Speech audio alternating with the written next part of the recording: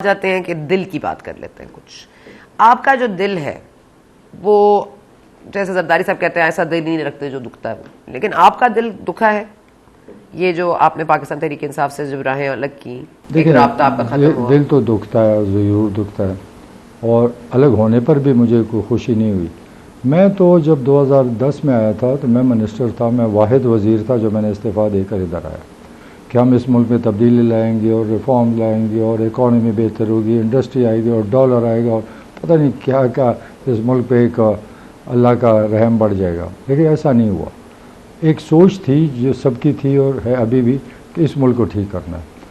खान मैं समझता हूँ कि अच्छा लीडर है, सब कुछ है, नोज एवरीथिंग, उसको सारे तरीके आते हैं, लेकिन उसने वो अपनी गवर्नमेंट में वो चीज़ इस्तेमाल नहीं की। मैं ख़ुद 3 साल बहस करता रहा कि भाई हमने KP में रिफॉर्म्स किए, पुलिस को ने डिलीवर किया, आवाम को उनको इंडिपेंडेंट किया, एजुकेशन को बेहतर किया, टीचर को हाजिर किया, डॉक्टर लाए, ये सेहत कार्ड लाए, बिलियन ट्रीज़ का प्रोग्राम मैंने शुरू किया, रोड्स बने, बहुत कुछ हुआ, मसाजिद बनने शुरू हो गए, सोलर लगाने, बड़ा कुछ हमने किया। कभी किसी के पास टाइम हो तो वो देख लें, आपको ज़मीन आसमान का। मैंने उस वक्त कहा था मेरा मुकाबला शहबाज शरीफ से, तो मैंने जो रिफॉर्म किया, अब KP के लोगों से पूछे उनको कि उनका रिज़ल्ट क्या हुआ। तो मुझे मायूसी बहुत हुई, दिल खफा भी हुआ, और हमें डिलीवर करना चाहिए। और 9 मई जो था वो last nail in the coffin था, मतलब आखिरी कील ठोकी गई। हाँ, वो तो बहुत गलती हुई, ऐसा नहीं होना चाहिए था। क्योंकि मैं तो हर इंटरव्यू में बताया कि यकीन करें हमें ये नहीं पता था, जितने सीनियर लीडरशिप था उसको एतमाद कोई नहीं लिया कि इमरान खान गिरफ्तार होंगे तो लोगों को किधर लेके जाना है। अब सबको शौक़ हुआ, सारा मुल्क शौक़ हुआ कि ये कैसे हुआ, गवर्नर हाउस क्यों नहीं हम गए, हम चीफ मिनिस्टर हाउस क्यों नहीं गए, हम वज़ीरों के घर क्यों नहीं गए, हमने हुकूमत के ख़िलाफ़ क्यों नारा नहीं लगा, PDM के ख़िलाफ़, वो हम जाके डायरेक्ट उधर लड़ पड़े। तो ये तो अगर इनकलाब लाना है तो फिर तो मुश्किल है, हम लोग उसके लिए तैयार नहीं है कि अपनी फ़ौज के ख़िलाफ़ इनकलाब लाएं। अच्छा ठीक है, वो तो गलत हुआ, लेकिन ये बताइएगा कि ये जो इस वक्त नवाज शरीफ साहब की वापसी का मामला है, वो भी कहा जाता है जी कानूनन उसके साथ ज्यादती हुई, आइन को मरोड़ा तोड़ा गया, फिर उसके बाद मजीद कानून साजियाँ भी इस हुकूमत ने जाते जाते कर ली। अब आप क्या समझते हैं, मियाँ साहब की वापसी क्या कोई डील वाला मामला होगा या इंसाफ मिलेगा? देखिए, मियाँ साहब को जो सज़ा हुई अल्लाह को पता है सही है गलत है, लेकिन छोटी छोटी बात भी सज़ाएँ होती है, हर एक को केयरफुल रहना चाहिए। तो आने का मुझे नहीं लग रहा कि वो आएगा। अच्छा, जब तक उसको क्लियर रास्ता नहीं मिलेगा। नहीं, क्लियर रास्ता क्या होता है? ग्रीन सिग्नल फ्रॉम एस्टैब्लिशमेंट या वेदर लॉयर्स जो भी हैं आपको ज़्यादा पता है, लेकिन उसका केस ऐसा है ना कि एक चीज़ सज़ा हो चुका है, अपील वाला सिस्टम ख़त्म हो गया कि अपील भी नहीं कर सकते हैं। अब पता नहीं कौन सा रास्ता होगा, जिस एक केस की डिसीजन हो चुकी, फिर उसके बाद रास्ता गेट नंबर 4 से होता है। आपको रास्ता हमार करें उनका नहीं, वो रास्ते इसमें अदालतों में इस तरह। अच्छा, एक फ्लिप साइड पे खट्टक साहब ये बात बहुत अहम कही जाती है कि क्योंकि खान साहब जेल में हैं और अटक जेल में इस वक्त हैं, वो कसरत भी करा रहे हैं, सुबह नाश्ते भी फिर हो रहे हैं, बड़ा इंजॉय भी कर रहे हैं, उनको जानमाज नहीं दी गई, मुशर्रफ का थोड़ा एतराज़ था, मेरा ख्याल है उनको दे दिया गया है, या कोई उन्होंने इंग्लिश ट्रांसलेशन भी मांगा था। खान साहब वाकई में ये इतना आपको लगता है कि एक ऑप्टिक्स के लिए, एक साबिक वज़ीर आज़म जेल में है, दूसरा साबिक वज़ीर आज़म बाहर गया था, प्लेटलेट्स गिर रहे थे, सेहत ख़राब थी, अब वो वापस आए और उसको एक ग्रीन सिग्नल मिल जाए, उसके केसेस भी स्ट्राइक डाउन हो जाए, क्या ये लेवल प्लेइंग फील्ड होगी या ये अनफेयर होगा? मेरे पास कोई जवाब नहीं है इसका रियली, मतलब आई डोंट नो। देखिए, मैंने आपको शुरू में कहा पाकिस्तान में कुछ भी हो सकता है। हम तो शाम बैठे होते हैं और ख़बर आती है कि वो हुब्बे अली और बुग़्ज़े मुआविया वाला मामला होता है। मैं 2 दफ़ा हमारी गवर्नमेंट बीच में से टूटी, एक दफ़ा दोपहर को, एक दफ़ा रात को 2 बजे, कि पता भी नहीं था कि जा रहे हो कि नहीं। तो ये होता रहता है। दोपहर में कौन टूटा, रात में? पिछली जो एक मुशर्रफ उसके ज़ियाउल हक के दौर में और एक गुलाम इसाक़ खान के दौर। अच्छा, तो दिन और रात दोनों में हो जाता है, सुबह भी जब मर्जी करें कोई वक्त की कैद नहीं। मेरे से आप ज़रूर एक टैक्स की, हाँ, मैं टैक्स पे आ रही थी। ठीक, देखिए, ये मुल्क मैं जो देख रहा हूँ और जो गवर्नमेंट को देख रहा हूँ और इनके बड़े बड़े बयान देख रहा हूँ, ये मुल्क कभी नहीं तरक्की कर सकता, मेरे से लिख के ले। क्योंकि हमारा मुल्क का टैक्स निज़ाम जो है ना, इस वक्त हम 7,000 अरब रुपए टैक्स से लाते हैं और मिला के 13-14 हज़ार अरब। इससे 100 साल में मुल्क नहीं बढ़ सकता। अगर ये 7,000 से 8 हो जाएगा, 8 से 9 हो जाएगा, तो कौन सा तीर मार लेगा। ये टैक्स जब तक कम से कम 10 टाइम्स नहीं बढ़ेगा, हम इस दलदल से नहीं निकलेंगे। और आपका हल है? अब उसका हल होना चाहिए। अब हल है, आप यूरोप अमेरिका देखें, क्या अमेरिका या यूरोप या जो मुल्क तरक्की कर रहा है या कर चुका है, क्या वो अनडॉक्यूमेंटेड है? क्या उनका रिकॉर्ड कोई नहीं है? आज अमेरिका को अनडॉक्यूमेंट कर दो, अमेरिका हफ्ते में डूब जाएगा, क्योंकि सारा यहाँ पर इस मुल्क में, दुनिया में लोग अमीर हैं, हमारे मुल्क में टैक्स नहीं देते, इसको डॉक्यूमेंट करना पड़ेगा। इसका तरीक़ाकार भी है। मैं 3 दफ़ा अपने कैबिनेट में पेश कर चुका हूँ, इमरान खान को 10 दफ़ा बता चुका हूँ।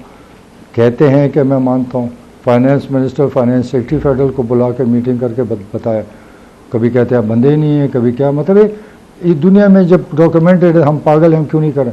मैं गारंटी देता, जिसने इस मुल्क में डॉक्यूमेंट किया अपनी इसको टैक्स सिस्टम को, तो आपकी 100,000 अरब रुपए तक जाता है। लोग इतने अमीर हैं। फिर दूसरी बात है कि आप उसकी वजह से आपके पास पाकिस्तानी रुपए आ जाएगा, आपका ये कीमतें ये खुद गिरेंगी, बिजली ये वो सारे गिरेंगे। फिर आपको शॉर्टेज आएगा डॉलर का। डॉलर के लिए अगर आपके पास इतना पाकिस्तानी रुपए आ जाता है, तो आप जो भी डॉलर में पाकिस्तान में इन्वेस्ट करता है इंडस्ट्री में, उसको टैक्स फ्री कर दो। अच्छा। आपका उधर से डॉलर आ जाएगा, पैसा जो टैक्स मिले तो पाकिस्तानी मिले तो वो आपका इधर से आ जाता है। फिर जो एक्सपोर्ट करता है उसको भी टैक्स फ्री कर दो, ताकि उससे भी डॉलर आए। तो दो तरफ से आपसे डॉलर आएगा, एक तरफ से पाकिस्तानी रुपये आएगा, तभी एडजस्टमेंट होगी। वैसे हम हवा में लगे हुए। मैं इनकी सब बातें देख रहा हूँ, मीटिंग देखी है, सब देखिए, जस्ट वही पुराना एक हिस्सा पेटा निज़ाम भाई दुनिया में है ना, क्यों नहीं फॉलो करते? इंपोर्ट और एक्सपोर्ट दोनों पर आप जो है, मैंने इनसे बात की, सेक्रेटरी को बुलाया फाइनेंस में, कहते हैं हमारे पास लोग नहीं है।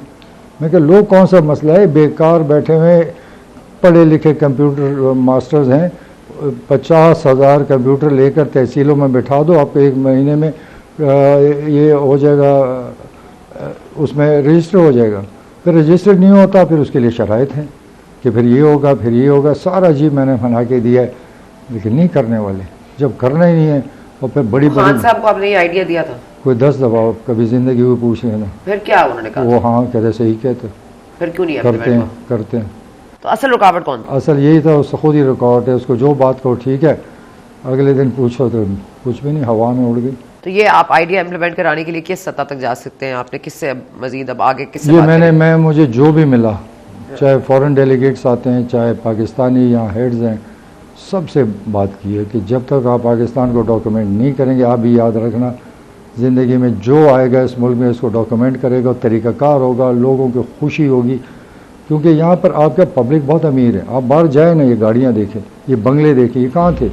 मैंने एक दफ़ा असेंबली में कहा हमारे सूबे में गुर्बत नहीं है, लोग हंस पड़े। भाई मैं देख रहा हूँ जिसके फटे हुए कपड़े होते थे, फटे हुए जूते होते, मलेशिया के टोटे लगे होते थे, आज उनके बंगले हैं, गाड़ियाँ हैं बेसाब। मेरे गांव में 4 गाड़ियाँ होती, अब 4,000 गाड़ियाँ। कहाँ से? वो टैक्स कोई नहीं देता। अब उससे कोई 10,000 देगा, कोई 2,000, कोई लाख, कोई 2 लाख, ये बनेगा। अदरवाइज ये जो मर्जी लगे रहना। मैं इनको तो कर्जे लोगे, फिर और आपके कर्जे बढ़ेंगे, सूद बढ़ेगा, महंगाई होगी, लोगों का बेड़ा गर्क होगा, बिजली महंगी होगी। ये नहीं है तरीका। किसी ने, इन्होंने 1.5 साल किया, कोई दी हमें प्रोग्राम, पॉलिसी दी है कि किस तरह निकलेंगे इस हिसाब से। कोई बताता नहीं है, ये महंगाई है, ये फलाना है, मैं ये करूँगा, बढ़ के मारते हैं, ये करना चाहिए। भड़कों से नहीं होता, प्रैक्टिकल काम करें। नहीं, आपने बहुत अच्छा एक मशवरा दिया है। होप के कोई जो सुनने वाले हैं वो सुने और जो इस मुल्क में करेगा ये सही रिफॉर्म्स और तरीकाकार, माइल्ड के लोगों को भी तकलीफ नहीं, आप ही करें तो ये मुल्क निकलेगा। नहीं तो मैं लिख कर देता हूँ ये मुल्क। फिर आप फाइनेंस मिनिस्टर बन जाना ना नए। नहीं, मैं फाइनेंस एक्सपर्ट नहीं हूँ, मेरे पास आइडियाज़ हैं, इम्प्लीमेंटेशन के लिए आइडियाज़ हैं, लेकिन मैं फाइनेंस क्या है, देखिए फाइनेंस मिनिस्टर को इसके आज़ाद बना दिया। मैं सूबे का फाइनेंस खुद चलाता रहा हूँ 5 साल, तो फाइनेंस मिनिस्टर इतना इंटरेस्टेड नहीं था। उसमें 2 जमा 2 इसमें है क्या? गलत पैसा नहीं इस्तेमाल करो, गलत जगह इस्तेमाल करो, किधर से पैसा आता है उसको कैसे बढ़ाना है, लोगों को तकलीफ नहीं देनी, तो एक सिस्टम करो तो सब कुछ होता है। तो इसके बावजूद ट्रांसपेरेंसी नहीं थी फाइनेंसेस में? ये भी बात है, किसी को इंटरेस्ट नहीं है, सब गप लगाने आ रहे हैं, टाइम पास करते हैं, मतलब निकालते हैं, जो भी उनका मतलब होता है वो निकालते हैं। वो मज़े लेते हैं, चले जाते हैं। मज़े तो ब्यूरोक्रेसी की है। वो मैं एक और अजाब है इस मुल्क का, ये ब्यूरोक्रेसी जो है, मैं ये क्या समझते हैं कंप्यूटर हैं। आज इरिगेशन का मिनिस्टर सेक्रेटरी, कल फाइनेंस का सेक्रेटरी, परसों CNW का सेक्रेटरी, एक दिन इंजीनियर होगा, फिर हेल्थ का सेक्रेटरी, फिर डॉक्टर बन जाएगा, फिर और। तो इन लोगों की वजह से काम नहीं हो रहा, क्योंकि ये साल गुजारते हैं, दे जस्ट एंजॉय लाइफ, कुछ थोड़ा सीखते हैं और सब कुछ साथ ले जाते हैं। पहले अंग्रेज़ों के ज़माने में होता था, जो अफसर ट्रांसफ़र होता था वो 3 दिन ब्रीफ करता था कि ये काम है, इसको लेकर ये फाइलें में लेके चले जाते हैं। तो यहाँ तो ये हाल है कि डे टू डे बस चल रहा है, बस चल रहा है, चल सो चल। इस तरह नहीं मुल्क चलते, ये जिस तरह चला रहे हैं हम।